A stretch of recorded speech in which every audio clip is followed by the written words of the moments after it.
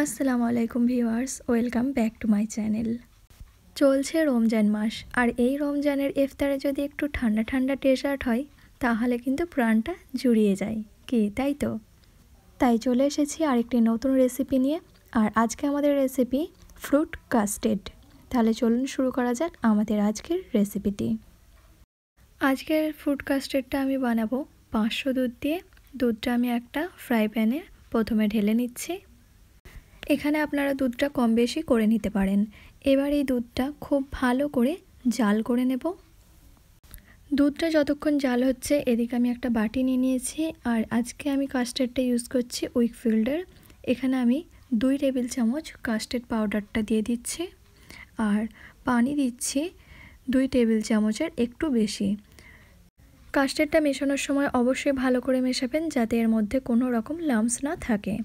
এখানে আমি আরও একটু পানি দিয়ে কাস্টার্ডটা ভালো করে মিশিয়ে নিচ্ছি।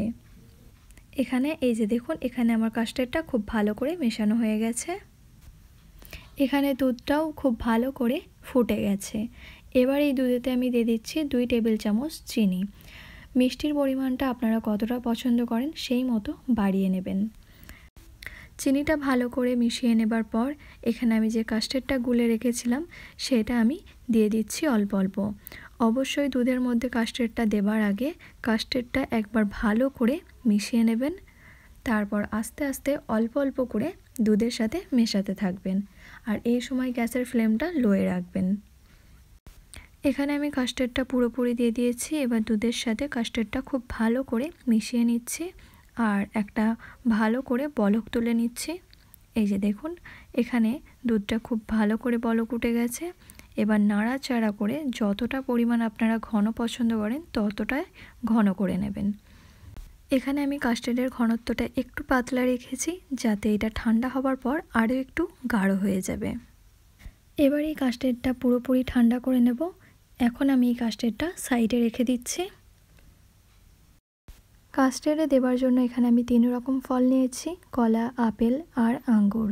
আপনারা চাইলে এখানে বেদানাও অ্যাড করতে পারেন। এবার এই সব ফলগুলো আমি ছোট ছোট করে কুচি করে কেটে নিচ্ছি। এই যে দেখুন, এখানে আমার সব ফলগুলো ভালো করে কাটা হয়ে গেছে। এবার এগুলো আমি সাইডে রেখে দিচ্ছি। এদিকে কাস্টার্ডটা আমি একটা বোলে ঢেলে নিয়েছি আর ভালো করে ঠান্ডা করে নিয়েছি।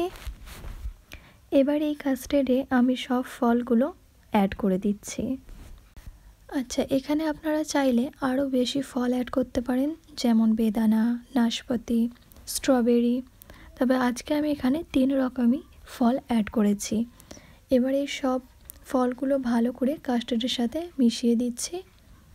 ফ্রুটের সাথে কাস্টার্ডটা ভালো করে মেশানো হয়ে গেছে। এবার এটা আমি রেখে দিচ্ছি ফ্রিজে, আর ফ্রিজে আমি রাখবো এটা 4 ঘন্টার জন্য। ফিরে এসেছি 4 ঘন্টা পর, আর এই যে দেখুন কাস্টার্ডটা এখানে আগের থেকে কতটা ঘন হয়ে গেছে। আমার কাছে এই ঘনত্বটাই একদম পারফেক্ট। কাস্টার্ডটা এখনও রেডি। এবার এটা সার্ভ করে নিচ্ছি। তাহলে দেখলেন তো কত কম সময়ে চটপট তৈরি হয়ে গেল আমাদের এই কাস্টার্ড ডেজার্টটি।